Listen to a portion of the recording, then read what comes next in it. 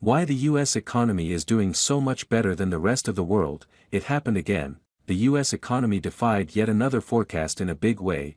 Economists were convinced the last quarter of 2023 had to be the one where economic growth slowed significantly after the prior quarter's gangbuster 4.9% annualized growth rate.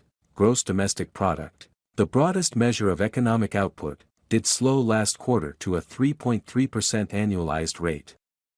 But make no mistake, as Larry David would say, that's pretty good. It's remarkable given economists were expecting 1.5% annualized GDP growth last quarter.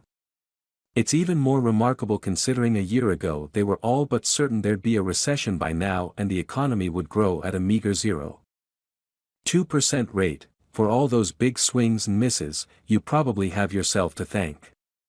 That's because consumer spending, which accounts for the biggest part of US GDP, has been relentless, even in the face of the highest interest rates in 23 years. But what's perhaps most remarkable about the US economic growth rate is how much it towers over similarly sized advanced economies. For instance, the combined GDP of the 20 countries that use the euro grew at an annualized rate of just 0.1% in the third quarter of last year. The UK is growing at a 0.2% annualized rate, according to the latest GDP estimate from November. Japan's economy shrank by 2.1% in the third quarter of 2023 compared to a year prior.